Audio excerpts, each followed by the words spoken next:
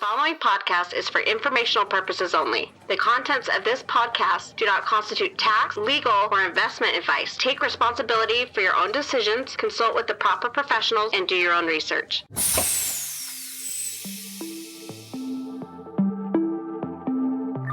Hey IQers, this is GRTiQ. Recently, we've been adding transcripts to every release of the podcast, and we're also going back in time and adding transcripts to prior episodes.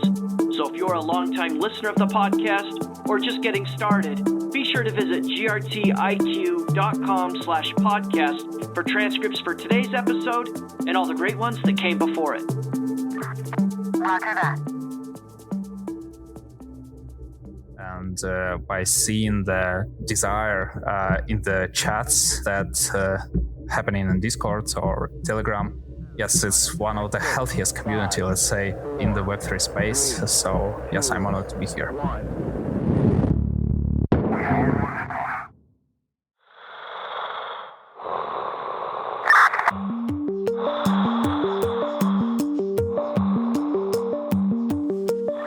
GRTiQ Podcast. We're like astronauts floating in the space of time. Just between past and future. Welcome to the GRTiQ Podcast. Today I'm speaking with Anton Gaev, Product Manager for L2s and The Graph at P2P. In addition to being one of the biggest indexers at The Graph, P2P is a well-known staking service provider and validator throughout all of Web3. I interviewed members of the P2P team during episode 10, and since that time, P2P has continued to grow and add new service offerings to its platform. As you're about to hear, Anton is smart and thoughtful about Web3 and The Graph. He's very active in the indexer community and does an excellent job representing P2P in the Graph ecosystem. During this conversation, Anton talks about his background. In fact, he's one of the very few GRTiQ guests who had a lot of exposure to crypto during his time at university. He also talks about why he became interested in crypto, his move into Web3, and going to work at P2P. He has some great insights into the future of L2s, and he talks a lot about his experience working in the Graph ecosystem. As always, we started the discussion talking about his educational background.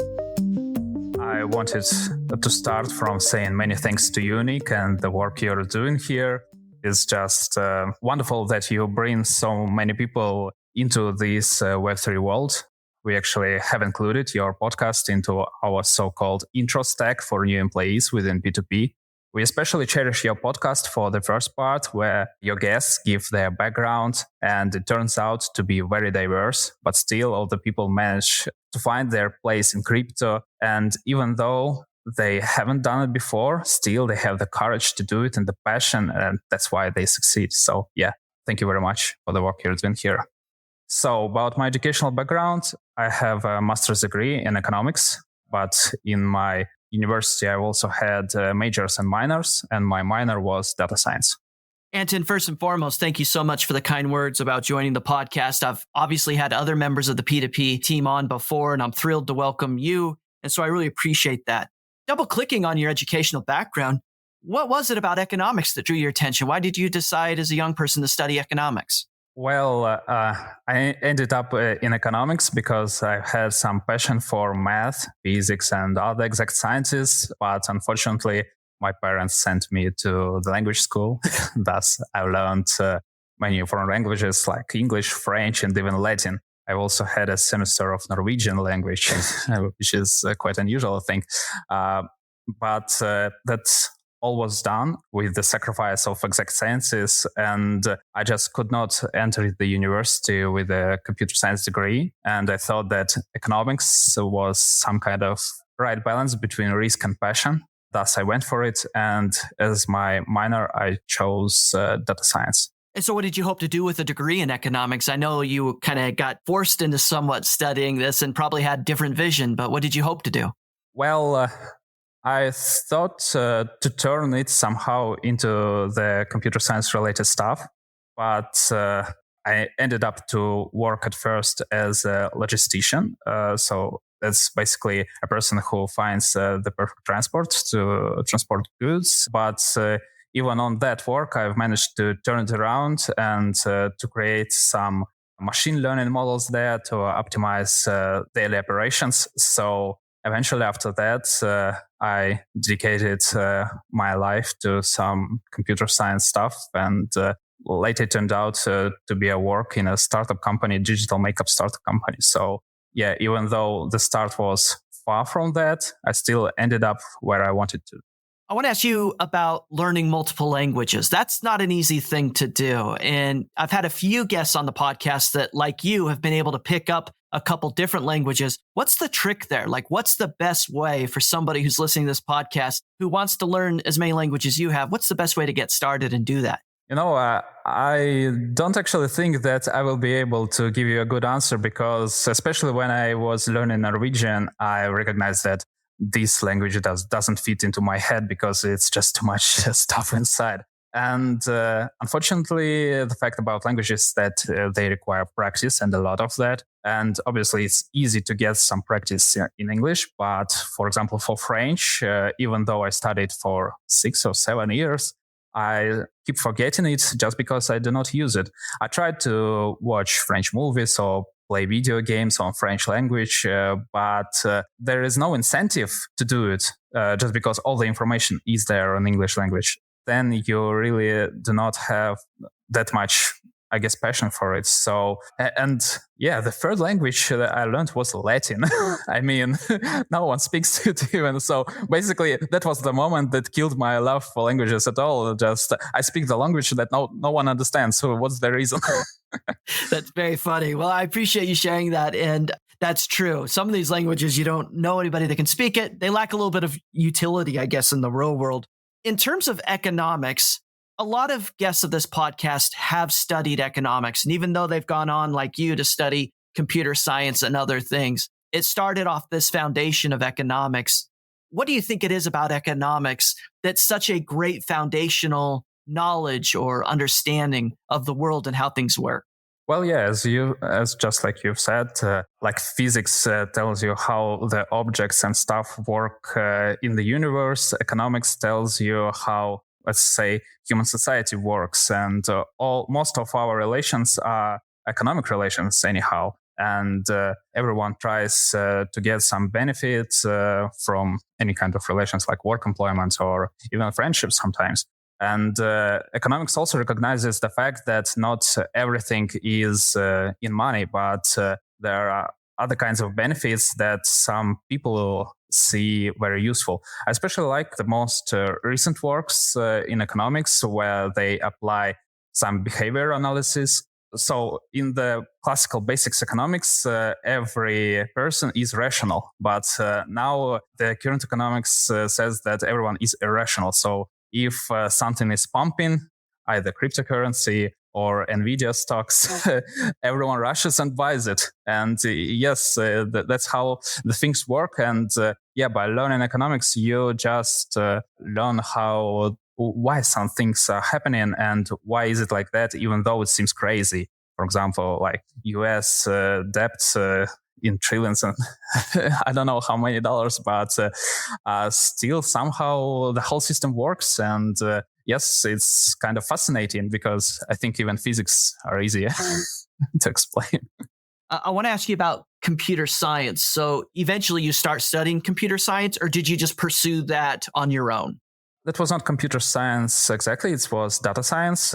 Basically, it's data analysis, machine learning, neural networks, and this stuff. So they do not teach you to program specifically, but still, in order to learn some model, you have to get some data. And if you want to make some cool model, you have to get some data yourself.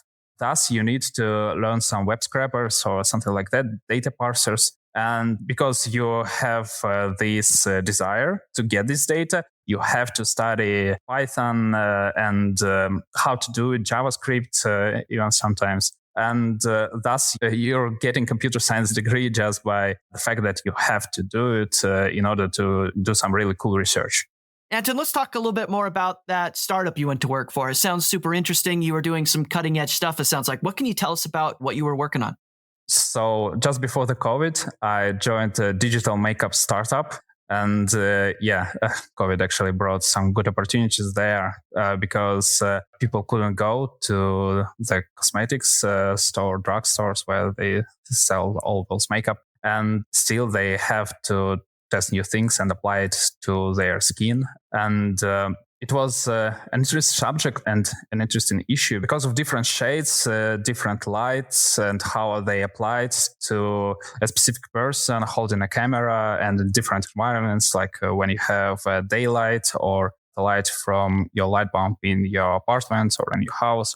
It was very hard to do it, and unfortunately we haven't succeeded because customers kept complaining about it. They said that no, that doesn't look real. When I bought this thing, it turned out to be very different and stuff.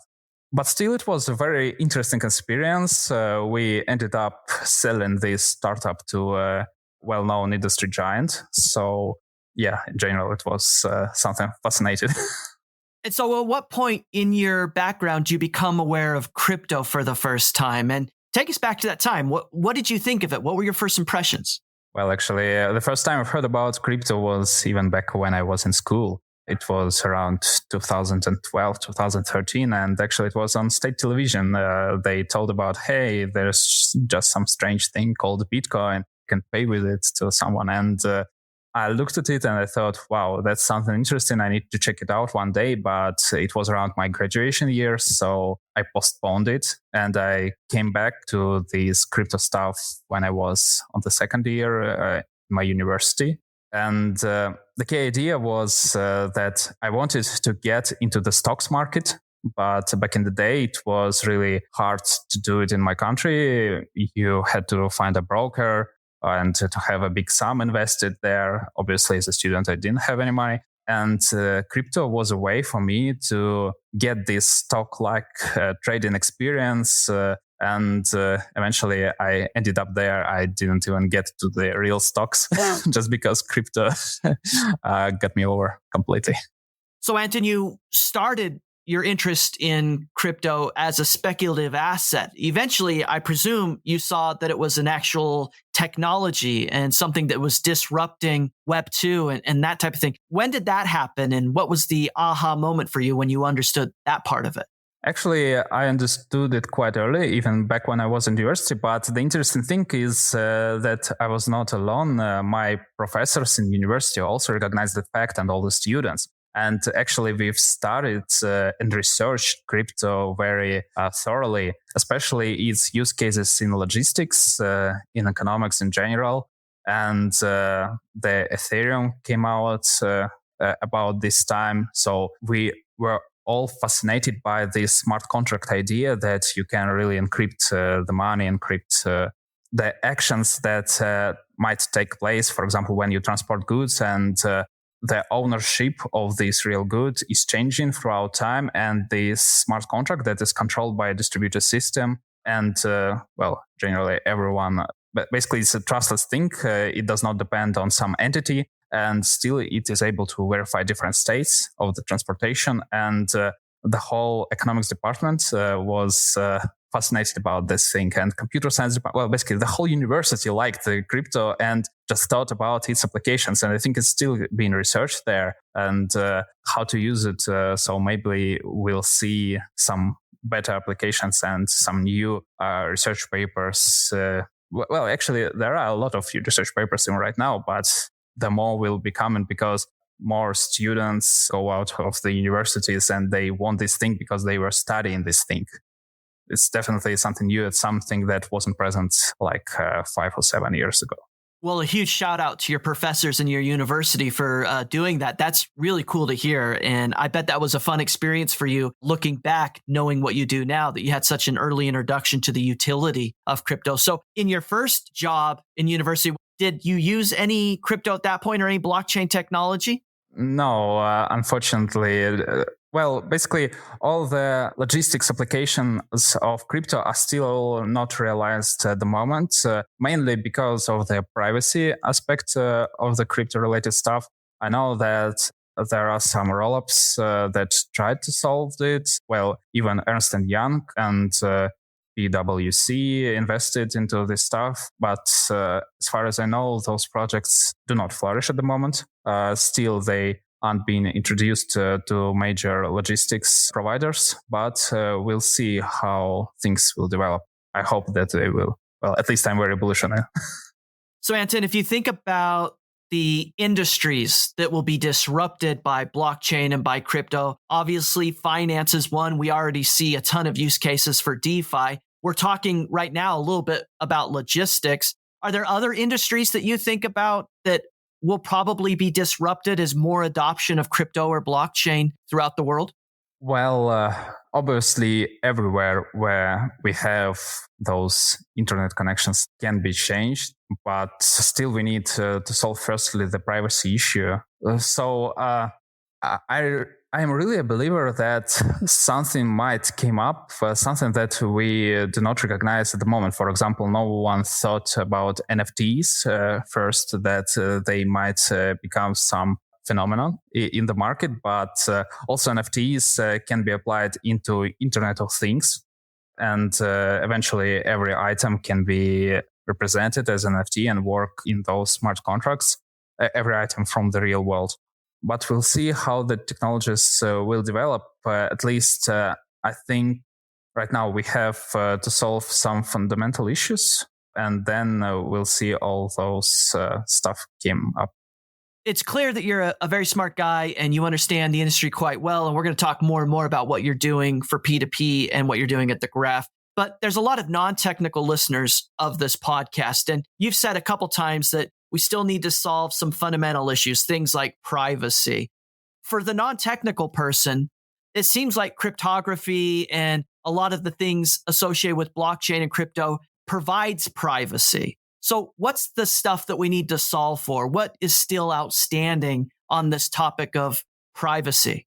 Well, unfortunately, crypto does not provide that much privacy. But basically, all your transactions are visible to everyone if they know that this is your address. And for example, when we talk about big companies and industry giants or logistics operators, basically companies do not want other people to know how many assets they have, how many goods are transported, all that stuff.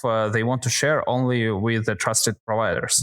But now on Ethereum, for example, everything is open. And if you have some address, for example, all the hacks that are being made right now, everyone is fascinated. Wow, everything is on chain. We can see like everything that is happening there online, and it's totally transparent. And this total transparency is exactly what companies want to avoid. Thus, crypto and Web3 doesn't have that much real world application right now. But as soon as it will be solved, then we might see something like that pop up. I hope that it will be solved by rollups, because we will still have the assets like stablecoins especially, that will be initially locked on Ethereum and then locked again in smart contracts of those rollups. And all the transactions there will be private, and then they can withdraw it back to layer one and trade them there openly. So hopefully we'll see this future someday, and hopefully the laws will be okay with that. Well, I appreciate you explaining that. And I know exactly what you're talking about. When you were talking, I remember now on Twitter, different famous people have been associated with a certain wallet address. And anytime they transact or do something, everybody on Twitter says, hey, so-and-so has just done some sort of transaction. So, and I appreciate you double clicking on that. If we go back to your personal story, then what's the story behind you going to work full time in Web3? It was back when I worked in this digital makeup startup. I ended up in the situation where I got back home, and all evening long and all weekends long, I spent studying crypto projects, making trading bots, creating some machine learning models in order to arbitrage better. And still, I couldn't keep up with the pace that this industry was developing. It was DeFi summer back then, and projects were growing like mushrooms. And at this moment, I realized I had to get a job in crypto. It turned out approximately at this very moment that we've decided to sell our startup. So I started to look for a new job, and yes, ended up working in P2P.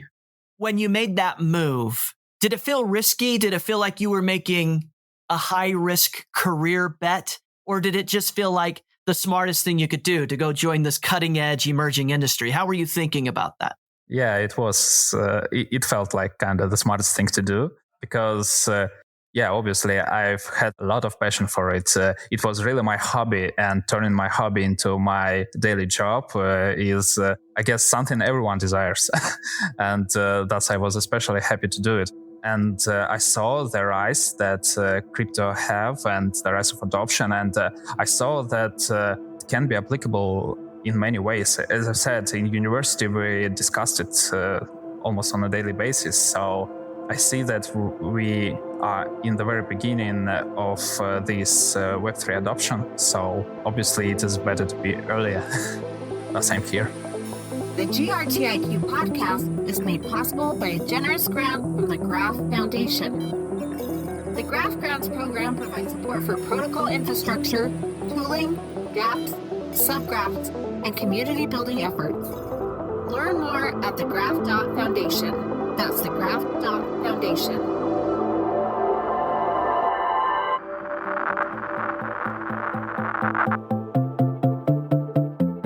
Hi, this is GRTiQ, and thank you for listening. Listeners who enjoy this content can help support the GRTiQ podcast by leaving a review or a 5-star rating wherever they download podcasts, by sharing episodes on social media, or by simply telling a friend or colleague about something they heard or learned from one of our guests. It's support from listeners like you that make it possible for us to keep shining a light on the people and stories behind Web3 and the Graph. Roger that.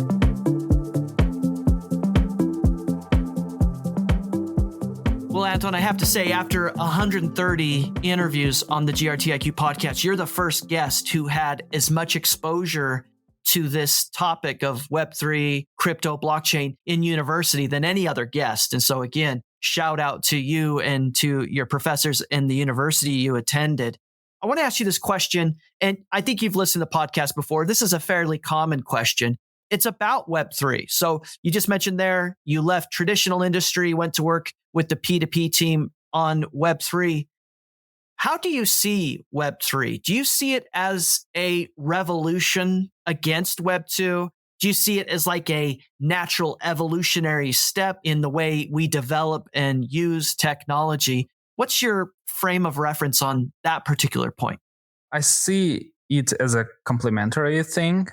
Well, obviously, self-custody is something new, self-custody of assets and the trustless nature of those assets. So when Bitcoin was introduced, it was a revolution. But at the same time, I'm not a believer that Web3 should completely delete Web2. And I'm more a believer of intersection of those two fields. I also do not believe that Web3 can be applied in every field. I think that some of the stuff is better to be still Web2. But we'll see how everything will be developed in the nearest future, I hope. Do you see Web3 as inevitable, or is it still an experiment, meaning that the use cases where it does add value or it does help people, that's still experimental, or is this inevitable? I mean, eventually, in some way, Web3 will be adopted in different parts of the world or in different industry. Well, when you say eventually it will. But at this moment and the nearest future, and even I think during your and my lifetime, it will not be applied everywhere. And I think we saw a huge growth, and now the growth will be a bit slower because it's no longer a new thing. It's already a quite developed one. So thus, we will just shape it and create a better condition for the introduction of Web3 to different industries. But I do not see that exact pace of revolution as it was for the past 10 years. The changes won't be as extreme as they used to be for the previous 10 years. So, Anton, as I said, you're joining me today as a member of the P2P team. Any of my listeners that are active within the Graph ecosystem will recognize that P2P name. It's a well-known and very large indexer working within the Graph. And longtime listeners of the podcast will know that P2P actually operates a bunch of validators on different networks. And so throughout all of Web3, P2P is a very well-recognized name. What can you tell listeners who aren't familiar with all that history about P2P and the team?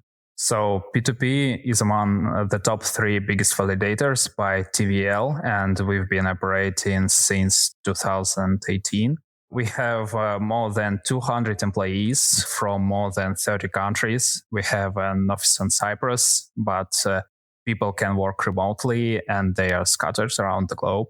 So we recognize the benefits of not simply validating chains, but we still provide many other services, like we provide indexers for other networks, especially for the ones that Graph does not support right now or can support due to some technical issues. We support RPC nodes. We are creating our own platform for non-custodial staking.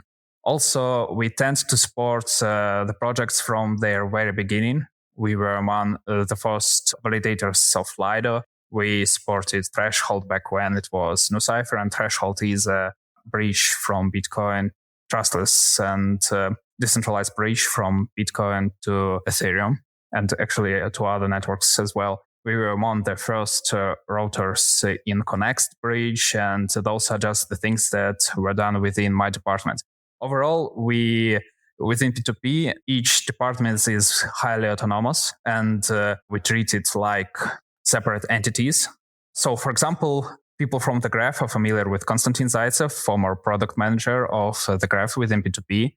Now he is the general manager of DRPC, Decentralized RPC Protocol. Basically, we at P2P, if we see some issue within the Web3, we either tend to support some projects that are already there to help them to develop and to solve those issues. Either we solve those issues ourselves. So we saw that RPCs are highly centralized, and we recognize that, especially Konstantin has recognized that we need to decentralize this stuff, and now P2P supports his projects and his team to develop this centralized RPC infrastructure. Well, as I referenced earlier, I had the opportunity to interview Konstantin very early on, and anybody that wants to go back and listen to that podcast, I encourage you to do so. He was joined by a colleague, Casper Rasmussen, as well, who I think at the time was doing marketing for P2P. Encourage listeners that want to learn more to go back and listen to that. Incredible growth. And for you, making a move out of a startup Web2 type environment and joining Web3, you joined an industry leader that's doing a lot of interesting things. Tell us about your role presently at P2P, the things you're working on, and specifically at The Graph. Currently, I'm a product manager of Layer 2s and The Graph. So when I was hired, I was a data analyst. So when Konstantin went to work for the RPC project, I became the product manager of The Graph. Here, especially as a data analyst, I worked on the strategies optimization and the overall economics and tokenomics of our activity within projects. Then other EVM stuff was added, as I said, bridges like Connext, Threshold, then the Ethereum itself, and everywhere I've tried to look for the ways to optimize and increase our revenue, and sometimes to reduce our costs, or if it was a good bet, then to increase our costs in order to increase the value of the network itself. It's necessary also to recognize here that with P2P, see that we benefit much more not from increasing our share of revenue within the protocol, but from the developing the protocol itself, because it helps to develop, to grow the value of the token, and mostly our revenue is in tokens. Thus, part of my work is also to look for ways to contribute to different projects, to help them grow, develop, find product market fit, and thus increase the value for each participant within the network and for us. Well, I appreciate that introduction, and I want to double click on all the things that you just said there. So I want to start with this idea of being a product manager working on L2s and The Graph. So a lot has happened at The Graph since you went to work at P2P and took over that role. Before we talk about those big things that have happened, just generally speaking, what's the experience been like for you running the product management for a very large indexer within the Graph ecosystem, meeting all the other indexers and getting involved in the community? At a high level, what's that experience been like? Well, it was fascinating to say the least. Obviously, it was very exciting to get this, let's call industry giant, and to work in the graph with their very high valued portfolio. So it's a bit hard to see that P2P is being criticized for us threatening the decentralization within the graph. But at the same time, we really try to reduce our share. At least we try not to be active in terms of sales. And still, we try to contribute into other things. And it is a very good feeling when the people, the community recognizes all the good things that we're trying to do. So in general, I think that the indexers community especially is quite friendly, especially from my experience with other projects, and very professional. So I really see people that feel passion for the work they are doing and that really want to make the graph better. And it's an honor to be among those people, and you just get the same feeling from them, and you want to contribute just by participating in all those calls and by seeing the desire in the chats that happening in Discord or Telegram. Yes, it's one of the healthiest community, let's say, in the Web3 space. So yes, I'm honored to be here.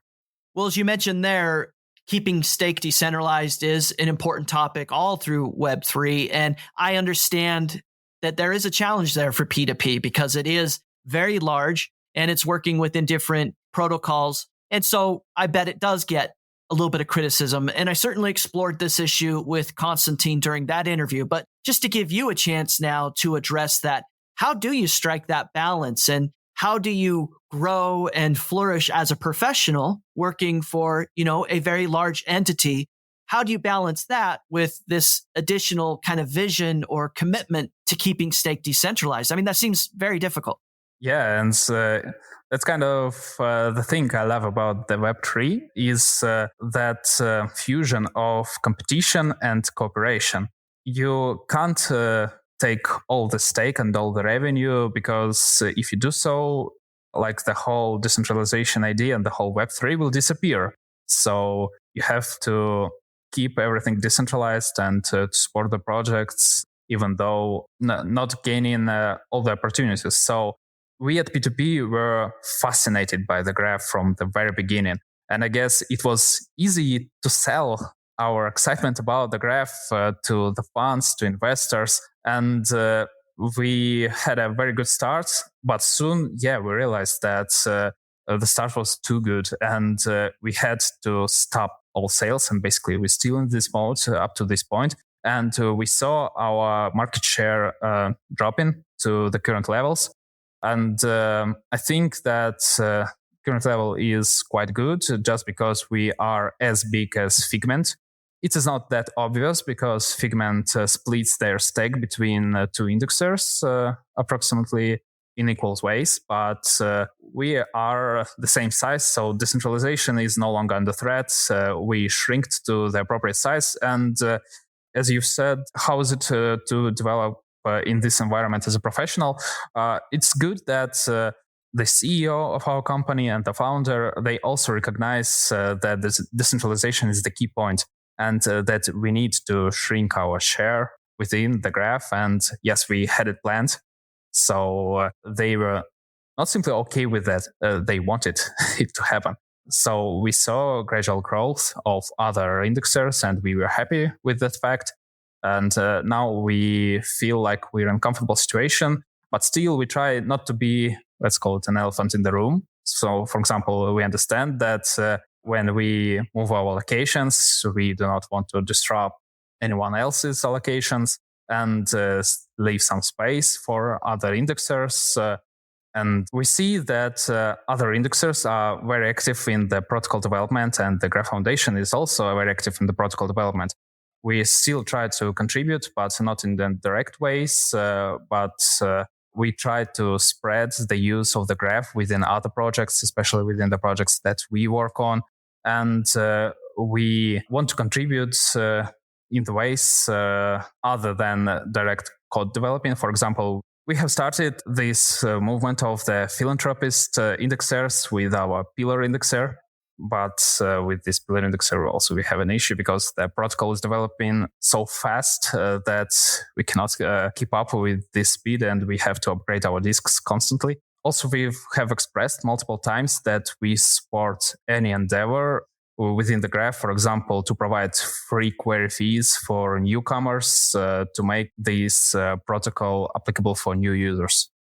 Well, I appreciate you going through all of that. And as I said, I want to ask you a couple questions about the changes you've seen and some of the projects you've seen within the graph over the last year or so. So starting with the MIPS program, and this is where really I became aware of you. I would attend indexer office hours, and I always noticed you had really great questions, very thoughtful questions. And I thought, boy, we need to get Anton on the podcast. But for listeners that don't know, the MIPS program was the Migration Infrastructure Providers Program. It was an incentivized program whereby indexers bootstrapped the addition of new chains to the graph network, like Celo, Gnosis, Polygon, and so on, were added by virtue of the work of MIPS participants. What was it like working in the MIPS program, and how important do you think that program was to the future of the graph? Well, I wanted to start with the issues with the MIPS program and to address them from the very beginning. We saw the controversy that arose, well, I guess, in the middle of this program.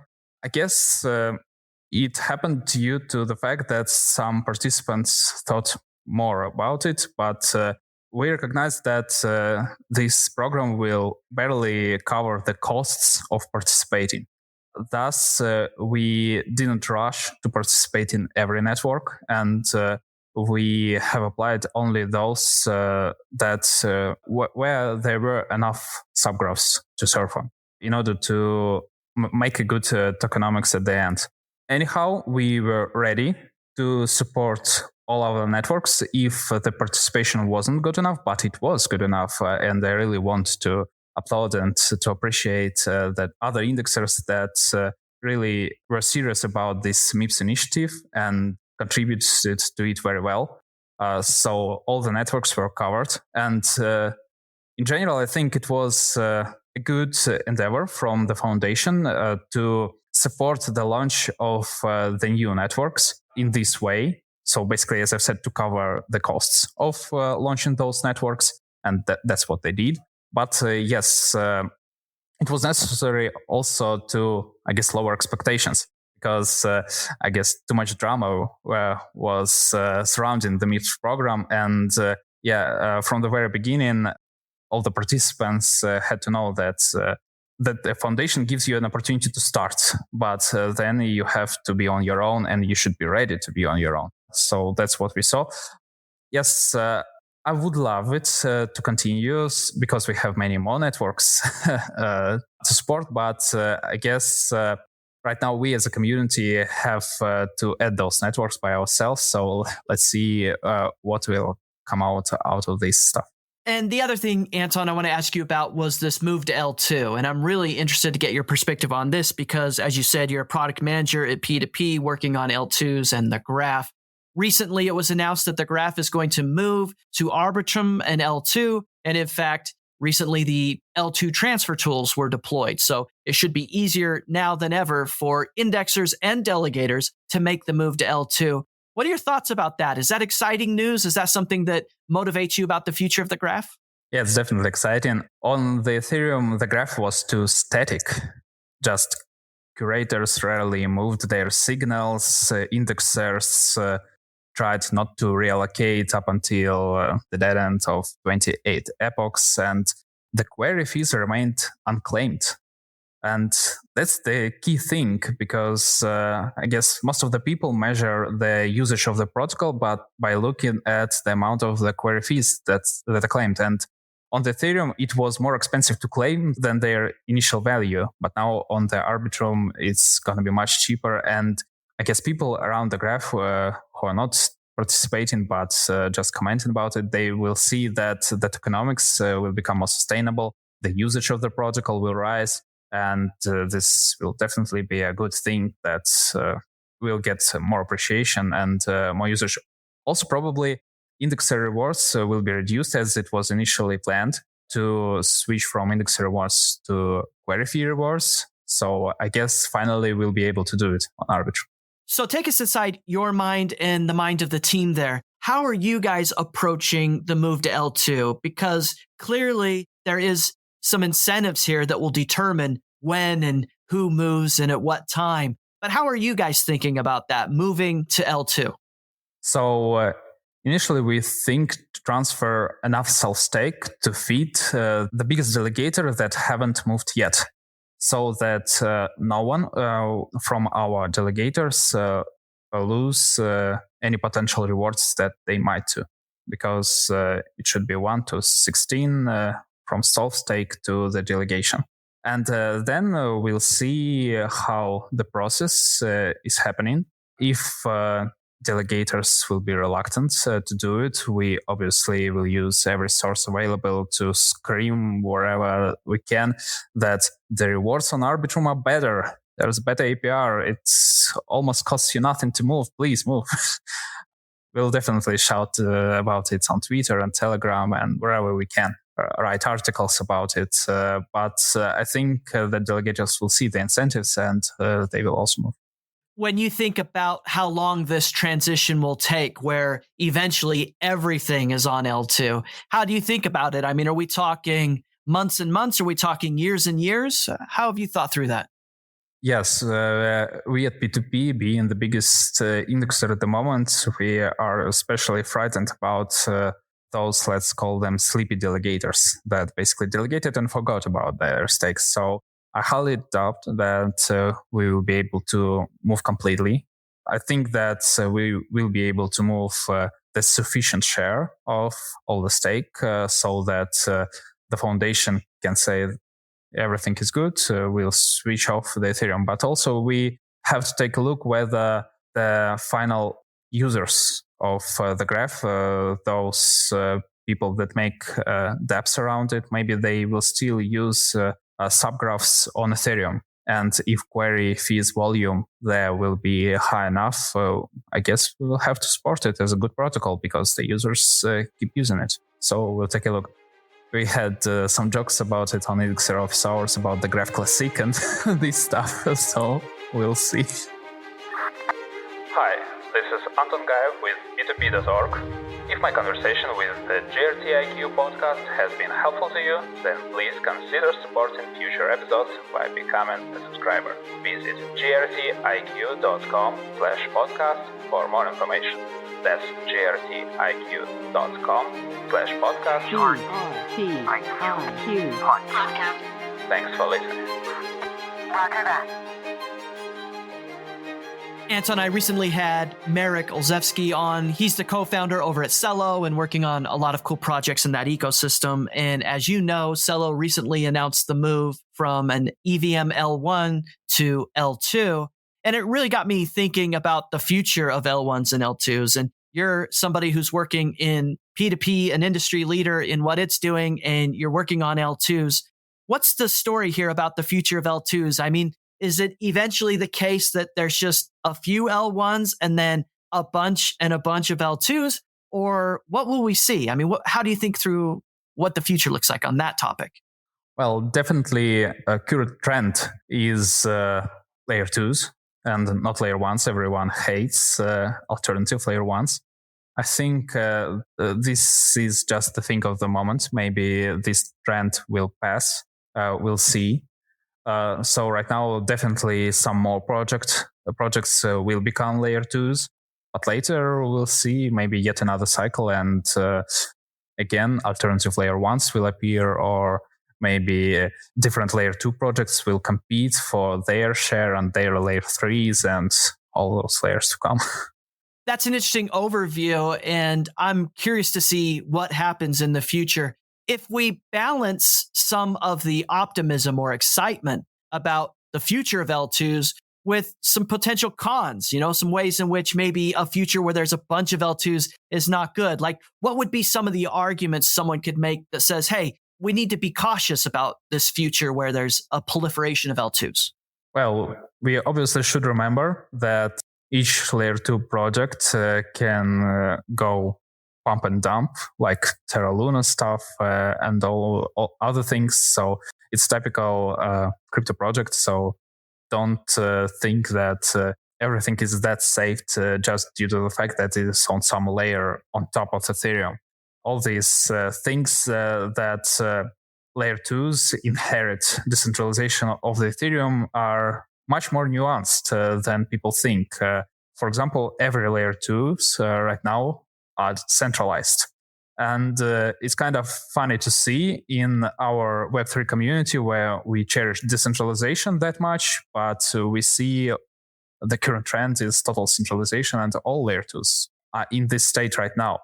Obviously, they talk about training wheels and this stuff, but they already have $10 billion locked inside them. It's like giving a 5-year-old boy or girl Ferrari, put the training wheels on this Ferrari and say, yeah, everything is good to go. No, it's already too big to fail.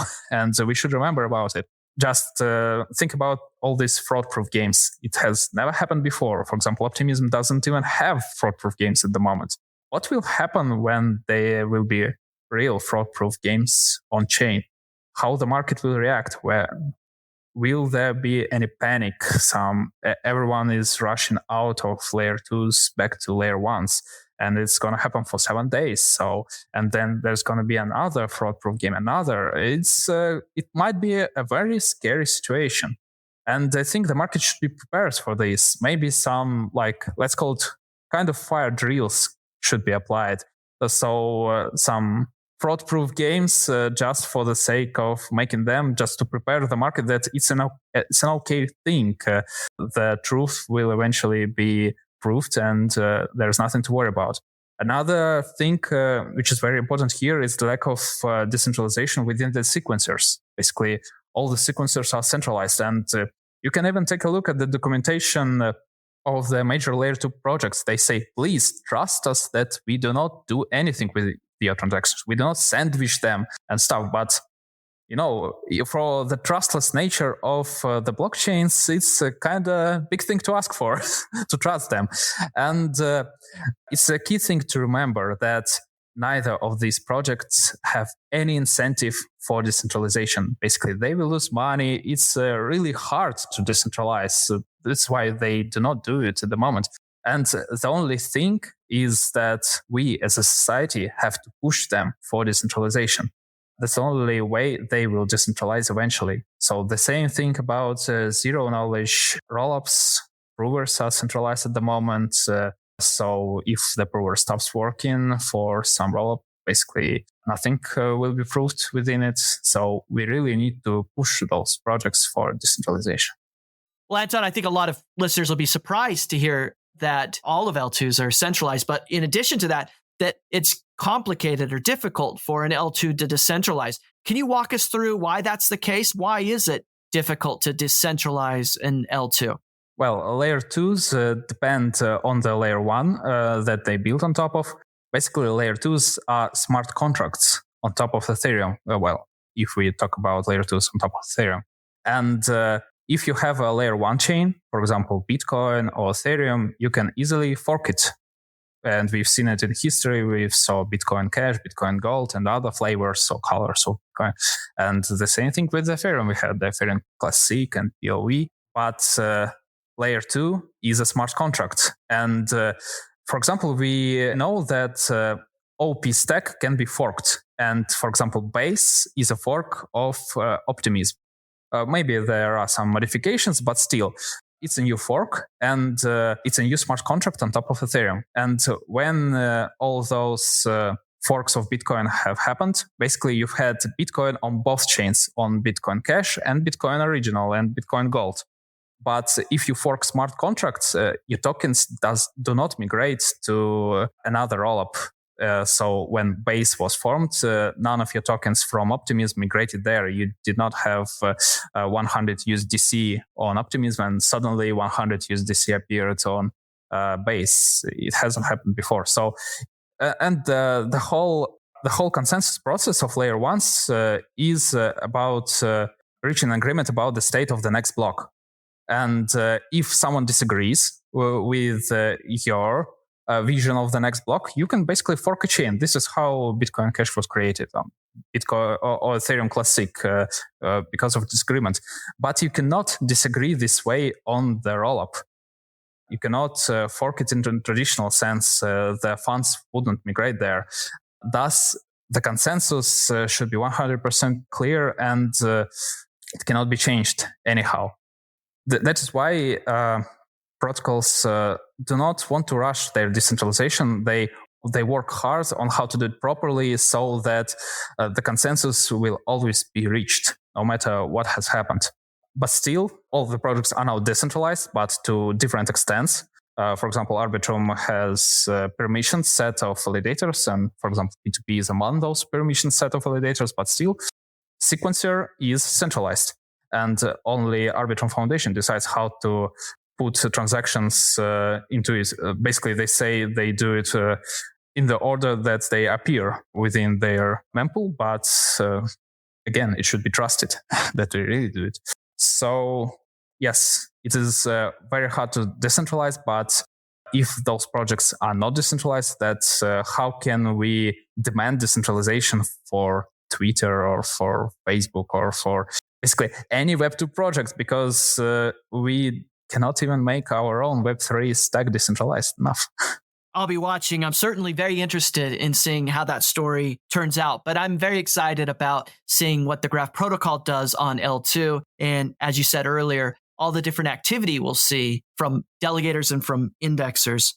When you think about the future of the Graph, how important do you think the Graph is to the future of Web3? Greater adoption, greater use, maybe greater development of dApps in the Web3 ecosystem? Well, the Graph has already become this cornerstone of decentralized applications at the moment.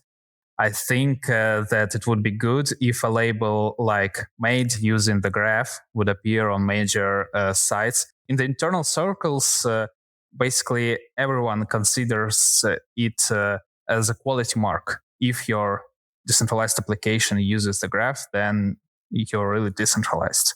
And if you're not using it, then you should. But it's in the internal circles. We should flex it. Let's put it this way, so that everyone knows what is the Graph and why applications use it and why they have to use it. I think we are on this trajectory, so we'll see.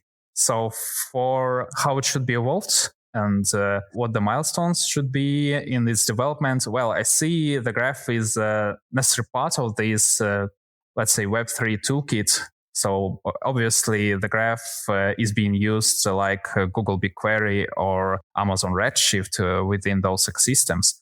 And I think that we really need to embed this Graph into a really good developer kit. So for example, by using Google Cloud Services or Amazon Cloud Services, you have under 1 billion accounts everything that is interconnected, your database, some machine learning tools, some computational tools, and they all interconnected. But we do not have anything like that within our Web3 industry.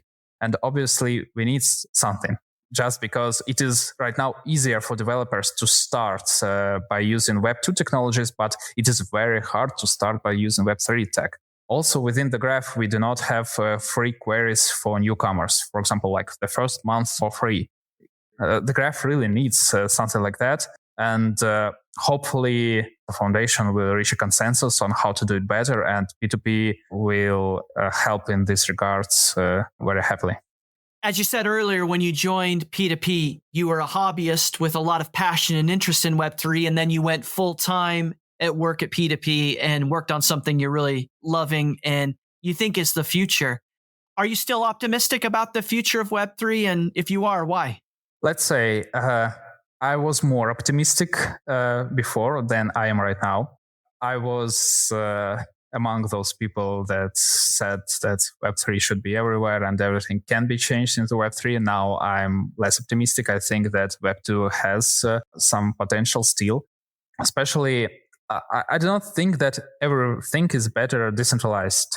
And it is also necessary to remember that in order to change the people's habits, you have to provide like 7 times more value than for the stuff they already are doing. For example, I'm not a believer in decentralized Twitter or decentralized Diablo and something like stuff. The world already has 2 Twitters and 4 Diablos, and this threads experiment proved that it does not need yet another one. But still, I think that it is possible to create a good decentralized social media application, but not by just copying the original Web2 stuff, but by introducing new values. So, for example, like we did with the financial segment and with DeFi. So basically, actually, DeFi is something new introduced. The term yield farming, it was never present in the traditional finance. And you could not provide liquidity and earn governance. So that's something new, something unique that haven't been anywhere before. Those NFTs, it's not simple pictures. They have some value unique, like accessing to a small community of apes that can party on the coolest places in New York City or whatever they do with their NFTs, or just being among a few hundred owners with Justin Bieber and other celebrities. It's a really new, unique value that was brought in. It was brought not because it's on Web3 or because it is decentralized. It's just a new value, and all those Web3 stuff helped to create this value. So I'm still a believer that new values can be introduced, but it should be definitely new values, not copies of the old ones. So yes, my mind changes it a bit throughout the years working here. Well, Anton, I only have a few more questions for you before I ask you the GRTiQ 10. The first question I want to ask you is about that economics background. We talked about this earlier, but I want to come back to it. Do you use that education a lot as it comes to incentives and understanding something like the graph? Has that been helpful to you in your work at P2P? Oh, the graph and its tokenomics, I love it. Really, if the curation will disappear, I will be crying. Obviously, I understand why they want to get rid of curation. Yes, it's very hard. And if it's hard, then it's not the best thing. I think a lot of people should understand how it works, but graph is very complicated. It's the hardest tokenomics ever created. That's why I love it. Actually, the whole curation market is, I think that's something that Web3 needed. It is not the tech. It is not the direct prices. So, for example, Uniswap governance assets, but you can bet on what protocol is being used more and thus generating more queries. And yes, it's totally unique economics. And it's just a curation. Also, we have a delegation and indexing rewards. By being an indexer, you can allocate on different subgraphs, and they have basically different amounts of signals. Also, they change a lot. So a lot of economic stuff can be introduced here, but they want to simplify all of it. So economist within me is crying, but I see why they do it. So probably it's for the best. What's your advice to community members who have the technological background to be an indexer in the graph? You've been doing it for a while. You're very successful at this type of work. What would be your advice to that individual who says, hey, I want to be an indexer. I want to go to work on L2 and see if I can help contribute to the graph? So you should really think about all the validation that you are doing like a normal business. And I also have some businessman friends that try to do their regular, let's say, startups, or try to sell some stuff on Amazon by becoming a vendor or something like that. And they do not calculate their costs properly. They do not include the risks and all this stuff. The same here within the graph, by being an indexer. So a lot of people complaining about relatively high threshold of 100,000 GRT to become an indexer, but actually it is very hard. It's almost impossible to cover the costs of maintaining an indexer by those 100k GRT plus, even if it will be fooled by delegation, still it's almost impossible. So you really need to calculate the costs properly and calculate the risks, because everyone is imagining that, hey, I'll just start and the clients will be there, the delegators will be there, it costs me nothing. Actually, sales is as expensive as maintaining nodes. It's very important to understand that you really need to spend a lot on marketing, a lot on your sales department, on people traveling to different conferences, talking to investors. And this is all very expensive. I do not disencourage anyone from becoming an indexer. Obviously, if you see that you can do it, please. We need decentralization. We need more indexers. It's a good thing. We will definitely support you on, just go to the Discord. We're very welcoming. Basically, everyone is answering the questions. But please calculate everything, include risks, include costs. Everything will go under the worst scenario, and you should be prepared for it. The token might drop, the token might rise high, but it still might drop. Don't forget about it. So, yeah, take it seriously, very seriously. And the last question is, when you started your Web3 journey, you didn't know everything that you know now.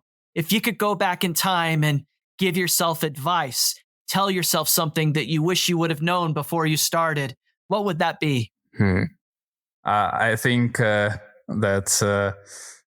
I think that answers like don't worry, after the 2017 cycle, there's going to be another cycle. Those kind of suggestions are, well, still, I think that I wouldn't change anything because the mistakes I've made basically made me who I am. I think some experience should be earned by making those mistakes.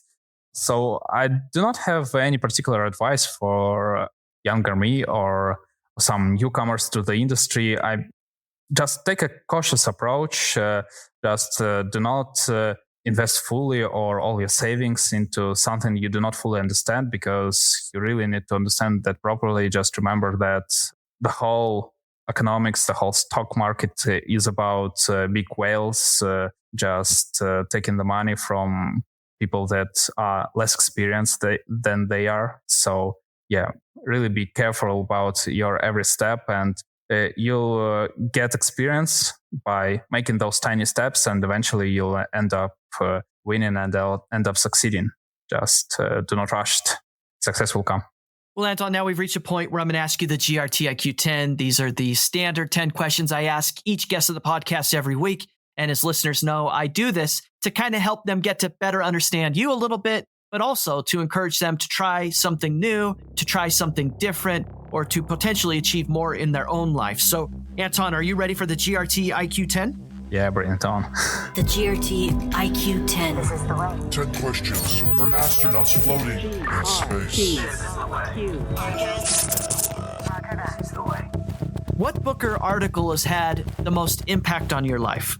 Well, the most impact, it was Eric Maria Remarque's 3 Comrades. It broke my heart and I could not bring back together scenes. But in this section, I also want to recommend Brave New World by Huxley. Everyone knows about the totalitarian dystopia of 1984 by George Orwell, but Brave New World gives a reflection on where our free capitalist society goes. Is there a movie or a TV show that you would recommend everybody should watch?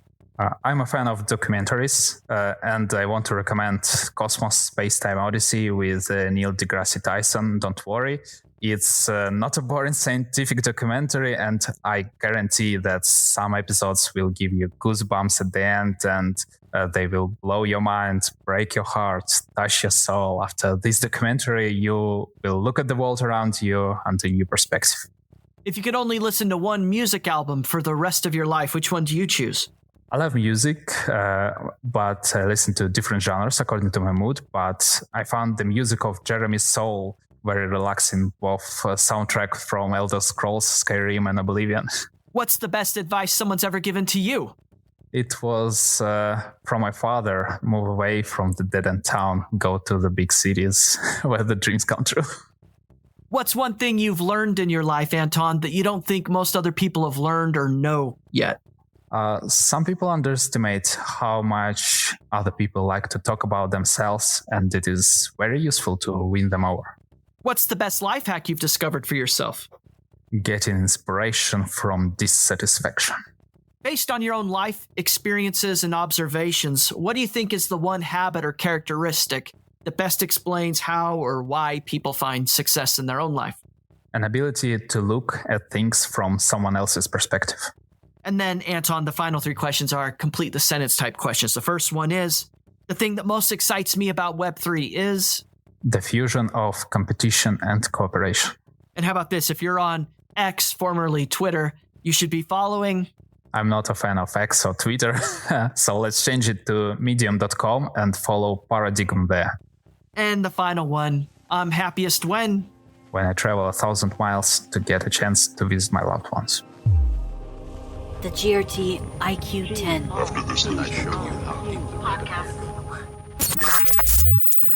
Anton Gaev, this was an incredible interview. I really appreciate all the perspective you shared and reintroducing listeners to the team at P2P and talking about your experiences building on the graph. If listeners want to learn more about you and follow things you're working on, what's the best way for them to stay in touch? Well, the very best way is to join our P2P Telegram chat and ask for me there. I will answer. My tag in Telegram and Twitter is TOXF1, so TOXF1. Also inhabit many Discord channels regarding Layer 2s and The Graph, so you can tag me there by entering my name, Anton Gaev. I will pop up. This has been a production of the GRTiQ Podcast.